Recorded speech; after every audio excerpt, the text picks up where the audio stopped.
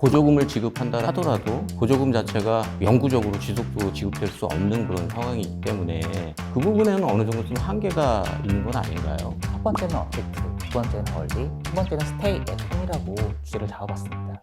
이번 쇼핑 시즌과 관련해서 주식시장 관점에서 본다라고 하면은 어떤 산업이나 어떤 업종 쪽에 관심을 갖고 한번 지켜봐야 될 부분인지.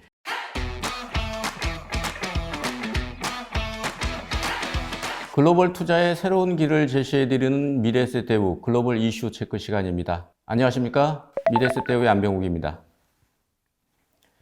이번 시간에는 글로벌 주식 컨설팅 팀의 한인섭 선임연구위원을 모시고 글로벌 이슈 부분을 같이 얘기해 보도록 하겠습니다.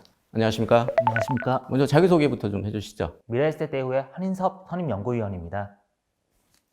오늘 그 한 연구위원하고 같이 얘기를 나눠볼 주제가 이제 쇼핑 시즌이 이제 본격적으로 다가오면서 어떤 트렌드가 형성될 것인가라는 그런 부분을 한번 얘기해 볼 텐데요. 최근에 중국 같은 경우 관군제 11월 10일이었지만은 11월 1일부터 그 열흘간 쇼핑 시즌이 시작이 됐었는데 알리바바 같은 경우는 매출이 80조가 넘었다라고 하고 징동 같은 경우도 45조에 가까운 매출을 기록했다고 합니다. 미국이 이제 본격적으로 그 11월 넷째 주 목요일이 추수감사절이고 그 다음 날이 블랙 프라이데이인데 아무래도 본격적으로 이제 쇼핑 시즌이 시작되면서 관심이 높아질 것 같은데 이 부분에 대해서 먼저 한번 말씀을 해주시죠. 미국 블랙 프라이데이부터 말씀을 드려야 할 것 같은데요. 네. 미국 추수감사절이 앞서 말씀드린 것처럼 11월 넷째 주 목요일입니다. 네. 그 다음 날에 이제 추수감사절 때 못 판 물건들을 할인 판매를 시작하게 되는데요.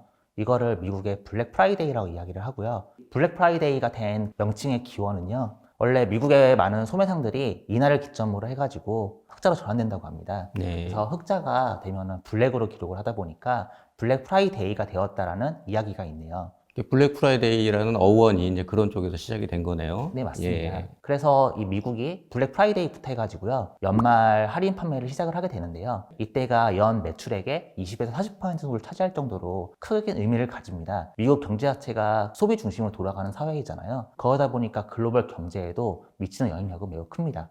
코로나 사태 이후로 아무래도 올해는 쇼핑 행사가 많은 변화가 있을 것 같은데요. 변화의 중심은 아무래도 사회적 거리두기나 이런 부분으로 인해서 기업의 실적도 줄어들고 가게의 수익 자체도 상당히 좀 줄어드는 그런 상황에서 그 쇼핑 시즌에 어떤 관심이 이전보다는 많이 약해질 가능성이 있다라고 생각이 되는데 좀 어떻게 생각하시는 말씀 좀 듣고 싶습니다. 걱정하시는 거는 제가 이해는 됩니다. 사회적 거리두기 때문에 많은 식당들이 문을 닫았잖아요. 미국은 아예 경제 자체가 봉쇄가 되었습니다. 네네. 이런 영향이 있다 보니까 이제 일용직 노동자들도 돈을 벌 수가 없는 거고요. 결국 전체적인 쓸 수 있는 돈이 줄어들 수도 있지 않겠느냐라는 걱정은 이해가 됩니다. 하지만 오히려 이런 시점이다 보니까 미국 쇼핑 시즌에 더 관심을 가져야 합니다. 아마존 프라임데이 아시죠? 네네. 미국 블랙 프라이데이 할인 행사만큼 아마존에서 상품들을 저렴하게 할 수 있는 행사입니다. 네. 매월 7월 초 중순에 진행이 되는데요. 이틀간에 걸쳐가지고요. 올해는 10월 13일부터 14일 사이에 진행이 되었습니다. 이때 판매된 그 이틀간의 총 매출액이요. 전년도 대비해서 43%가 증가하였고요. 그래서 올해에는 이 이틀간의 연 매출액이 100억 달러가 넘어갈 것 같아요. 미국인들이 쓸 수 있는 돈이 더 늘었습니다. 코로나 이전 대비해가지고요. 늘어난 이유가 있나요? 4월 달에 미국이 그 경제 봉쇄가 되었죠. 이해를 못하게 되다 보니까요. 미국 정부에서 보조금이 지급이 되어가지고 5월 달에 이제 보조금이 지급되었는데 이게 코로나 대비해서 현격하게 증가했습니다. 그리고 현재까지도 코로나 이전 수준 대비해서 미국인들이 쓸 수 있는 가처분 소득은 더 높아요. 이러다 보니까 코로나가 처음 발생했을 때 미국인들의 소비 지출이 처음에 당연히 일자리가 줄어들었으니까 저축을 많이 하겠죠. 그런데 지금은 거의 코로나 이전 수준으로 지출이 회복된 상황입니다. 그래서 딜로이트의 리서치 결과에 따르면요. 올해 소매 판매 금액도 전년도 대비해서 1에서 1.5% 정도 증가할 거다라고 전망한 바가 있습니다.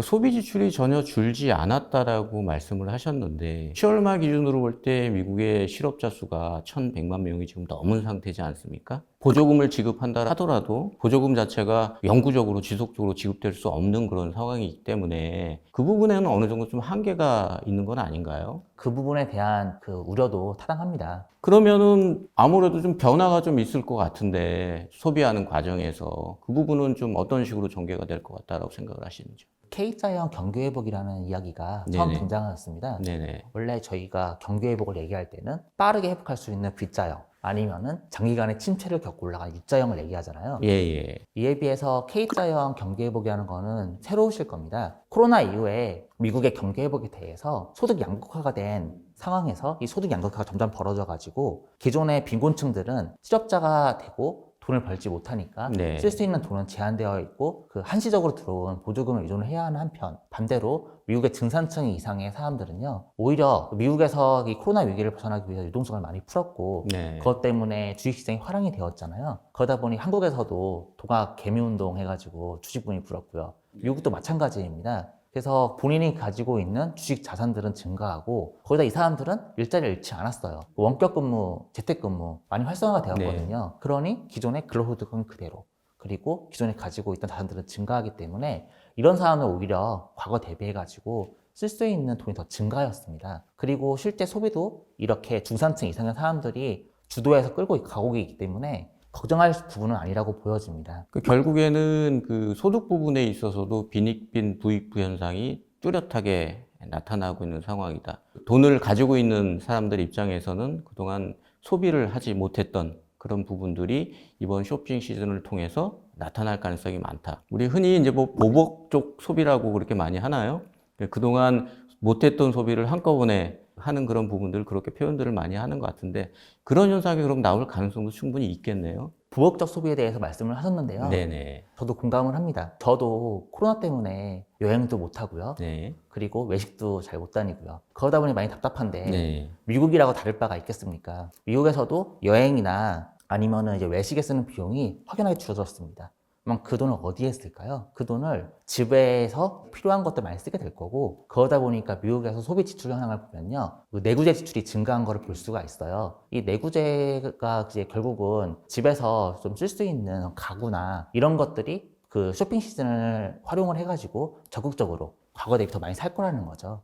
결국에는 소득 부분에 있어서 상당히 좀 빈익빈 부익부 현상이 뚜렷하게 나타나는 그런 상황에서 이번 쇼핑 시즌도 그렇게 큰 무리 없이 진행이 될 가능성이 높다라고 이렇게 말씀을 해주신 것 같은데 그렇다면 이번 쇼핑 시즌에 어떤 과거와는 다른 뭐 새로운 어떤 패턴이 형성될 가능성이 있다라고 생각이 되는데 그런 패턴은 어떤 유형으로 좀 나타날 것 같습니까? 간단하게 세 가지로 요약을 예. 해봤는데요. 첫 번째는 언택트, 두 번째는 얼리, 세 번째는 스테이 앳 홈이라고 주제를 잡아봤습니다. 언택이라는 그런 부분부터 먼저 좀 한번 그게 어떤 의미고 어떤 상황인지 한번 좀 설명을 좀 한번 해주시죠. 언택트, 비접촉이라는 이야기고요. 예, 예. 쉽게 얘기하자면 온라인으로 활동이 진행이 되는 걸 의미하는데요. 네. 결국은 온라인 판매가 증가한다는 걸 의미합니다.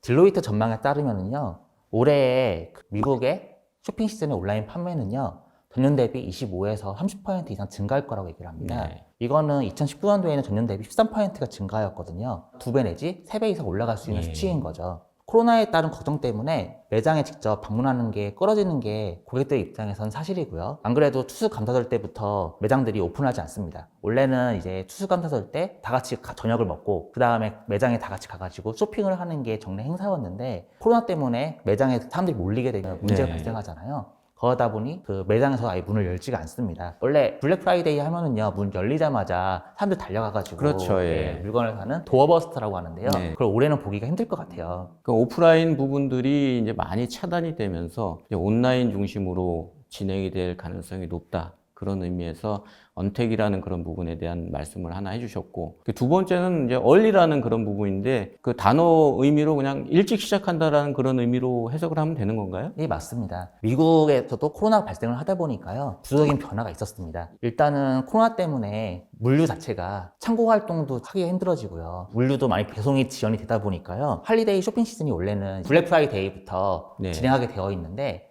그것이 앞당겨졌어요. 10월 30일 날 할로윈데이가 끝나자마자 바로 이제 미국에서는 할인 행사가 시작이 된 상황입니다. 이유는 배송 문제로 보여지는데요. 소비자 입장에서도 물건을 빨리 받아야 하는데 물건들이 이제 배송이 오랫동안 지연이 되다 보니까 원하는 시점까지 물건을 받아야 하잖아요. 그 다음에 물건을 일찍 주문하게 됩니다. 예. 판매자 입장에서도 쇼핑 시즌을 길게 설정하고 소비자들이 제때 물건을 받을 수 있게 노력을 하다 보니까요. 상대적으로 쇼핑 시즌 자체가 일찍 시작해 버리게 되었습니다. 그러니까 아무래도 온라인으로 진행이 되다 보니까 그 배송의 문제가 좀 발생을 하게 되는군요. 그러니까 오프라인이다라고 하면은 직접 방문해서 물건을 사고 물건을 가져가는 그런 상황이기 때문에 그런 문제가 발생이 안 되는데 온라인 비중이 높다라고 하면은 이제 배송의 문제가 생긴다라고 말씀을 해주셨는데 근데 아무래도 좀 일찍 시작한다고 하더라도 그 배송의 문제는 뭐 계속적으로 좀 문제가 될 수 있는 그런 부분들 아닙니까? 배송에 대한 건수들이 많아지게 되면은 비용적인 측면에서도 좀 문제가 발생할 수 있을 것 같은데요. 한국에서도 추석만 되면은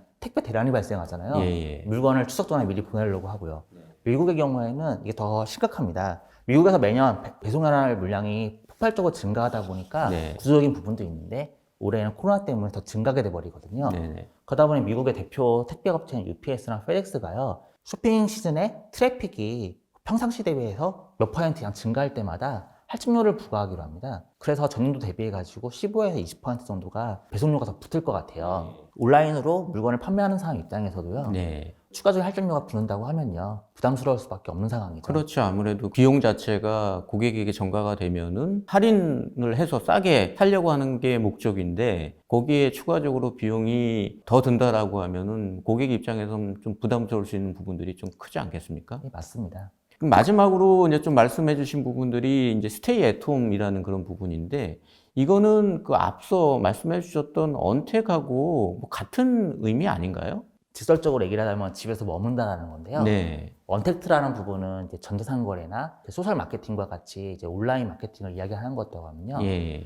미국인들이 구매하는 성향을 보면은 내구재가 많이 증가하지 않았습니까? 결국은 집에서 오래 있다 보니까 눈에 보이는 게 많은 거예요. 네. 기존에 그냥 잘 쓰던 전자제품 같은 것도 집에서 머무는 시간이 길어지다 보니까 이걸 바꿔야겠다. 결국은 이 스테이 애톰의 의미는 네. 프리미엄 가전구매로 업그레이드를 의미하는 게 될 것 같습니다. 리서치 기관 NPD 그룹의 이야기에 따르면요. 네. 올해 가전용 전자기기의 매출이 전년 대비해가지고 8% 정도 증가할 걸로 이야기를 하고 있습니다. 네. 작년도에 4% 정도밖에 증가를 안 했으니까요. 전년도 대비해서 거의 4배 가까이 증가하는 추이인 거죠. 전자기기 쪽에 대해서는 많이 매매가 될 거로 보여지는데요. 이에 비해서 가방이나 지갑과 같이 패션, 액세서리 쪽 있지 네. 않습니까? 이쪽은 전년 대비해서 많이 감소할 것 같아요. 전년 대비 20에서 35% 정도 감소할 걸로 보여지고요. 원래 그 쇼핑 행사 때는 이제 제값 주고 사기 아까운 것들 할인할 때 많이 사잖아요. 네. 그런데 이게 품목별로 해가지고 양극화 되는 게 좀 아쉽기는 합니다. 그럼 결국에는 이제 집에 있는 시간이 많아지면서 고장이 나지 않았는데도 제품을 바꾸는 그런 경향도 많이 있는 거네요. 네, 맞습니다. 과거 같은 경우에 그 어떤 제품들이 인기가 많았는지 그리고 올해는 어떤 제품들이 또 인기가 많을 걸로 예상이 되는지 그 부분도 좀 말씀이 가능하실까요? 2019년도에 아마존에서 블랙 프라이데이나 블랙 프라이데이가 끝나고 그 다음 주에 월요일에 사이버로 판매하는 사이버 먼데이의 판매 내역을 보면 참고가 될 수 있을 것 같습니다. 예. 그래서 작년도에는 3월 인터넷 기기, 그러니까 인공지능 스코어 같은 품목들이 많이 판매가 되었고요. 예. 유전자 검사 키트나 화장품이나 장난감 같은 것도 이 시기에 많이 팔렸습니다. 네네. 이제 그렇다면 이제 지금까지 이제 쇼핑 시즌과 관련해서 이제 전반적인 그런 부분들을 살펴봤어요. 소비가 이제 많이 좀 생각보다는 늘어날 수 있는 그런 개연성이 있다. 그런 부분을 말씀을 해주셨는데, 근데 또 이런 부분을 이제 저희 입장에서는 또 시장하고 연결시킬 필요가 있지 않겠습니까? 이번 쇼핑 시즌과 관련해서 주식시장 관점에서 본다라고 하면은 어떤 산업이나 어떤 업종 쪽에 관심을 갖고 한번 지켜봐야 될 부분인지 그 부분도 한번 좀 말씀을 해주셨으면 좋겠습니다. 두 가지로 접근하면 좋을 것 같습니다. 하나는 언택트로 설명될 수가 있는 전자상거래와 온라인 마케팅 업체들입니다. 그리고 컨텐츠 속성을 가지고 있는데 코로나 이후에 디지털 매출을 빠르게 전환시키고 있는 유통 소비재 기업이 될 수가 있을 것 같습니다. 그 언택 관련한 그 IT 플랫폼 하에서의 어떤 전자상거래라고 하면은 흔히 뭐 아마존이라는 그런 회사를 떠올릴 수 있겠는데 같은 맥락에서 관련된 종목들을 보면 되는 건가요? 네, 맞습니다. 일단은 전자상거래와 같은 기업들이 일단 대표적이 될 수 있을 것 같고요. 그거 외에도 소셜 네트워크 서비스나 아니면 전자결제와 같은 기업들을 보면 될 것 같습니다. 그래서 말씀하셨던 그 아마존이나 또는 이마트와 같은 기업들이 전자상거래 대표적인 기업들이 될 수 수 있을 거고요. 예, 예. 소셜 네트워크 서비스 관련해서는 코로나 때문에 이제 광고가 많이 줄어들 수 있을 것이다 라는 우려 때문에 2분기 때는 우려가 컸는데요. 3분기가 되면 오히려 회복하고 있는 모습이 보여지고 있습니다. 이런 기업들로 대표적으로는 이제 구글이 대표적이라고 할 수가 있는데요. 그거 외에도 페이스북이나 스냅이나 핀터레스트와 같은 기업들이 쇼핑 기능을 도입을 하면서 네. 소셜 네트워크 서비스들도 쇼핑 쪽에 끼어들고 있습니다. 네. 코로나 때문에 애초에 광고지를 나눠주거나 전통적인 마케팅하기 어려워지는 시점이 되다 보니까 온라인 쪽이 활성화가 되고요. 그러다 보니까 소셜 네트워크 서비스 업체들도 부각을 받고 있는 것 같습니다. 전자결제 관련해서는 페이팔과 같은 기업들이 있습니다. 이런 기업들 보면 다 언택트 속성이고요. 지금 화이자나 모더나 백신이 나왔기 때문에 시장 자체가 이제 컨택 쪽으로 옮겨가는 그런 순환을 겪고는 있는데요. 구조적으로 미국에서도 소매 판매가 되는 거는 예. 오프라인에서 온라인으로 계속 진행이 됐습니다. 다만 코로나 때문에 더 빠르게 속도가 진정이 됐던 거고 예. 구조적인 그림은 변화가 되는 게 없습니다. 그러니 이런 순환이 발생한다 하더라도 글로벌하게 경쟁력 있는 기업들을 길게 가져가서 결국 그 혁신을 믿고 사는 거잖아요. 단기적으로 순환매에 너무 흔들리지 말고 이런 유망한 기업들을 보면 좋을 것 같아요. 그 결국에는 그 코로나 사태가 좀 진정되는 그런 부분을 감안하더라도 그 언택이라는 트렌드는 지속적으로 유지될 가능성이 있다라는 그런 쪽으로 정리할 필요가 있을 것 같네요. 두 번째로 말씀해 주신 부분들이 이제 컨택 관련한 그런 부분들 중에서 그 디지털 전환이 빠르게 진행되고 있는 유통 소비재 산업 부분을 말씀해 주셨는데 그럼 구체적으로 어떤 부분들입니까? 온라인 유통혁명이 진행되고 있다는 건 앞서도 말씀드렸잖아요. 예. 기존에 디지털 매출이 높거나 아니면은 오프라인으로 판매를 하다가 온라인 비중을 많이 높인 기업들보다 전환율이 시작을 해가지고 빠르게 올라가는 기업들이 관심을 많이 받고 있습니다. 코로나 팬데믹이 발생하면서 경제 봉쇄가 되다 보니까 기존에 매장들이 문을 많이 닫았고요. 그러다 보니 2분기 때의 디지털 매출 성장을 보면은 대부분이 이제 올라오는 걸로 나와 있고 비중도 올라가는 걸로 나와 있습니다. 특히 여기서 핵심이 되는 거는 얼마나 빠르게 디지털 매출이 성장하고 있고 기업 내에 디지털 매출을 비중을 얼마나 빠르게 올릴 수 있는 기업들이 될 수 있느냐 이게 핵심이 될 것 같고요. 대표적인 기업으로는 나이키가 될 것 같아요. 8월 달에 실적을 발표했거든요. 나이키는요. 매장을 다시 오픈했음에도 불구하고 디지털 매출 성장도 꾸준했고요.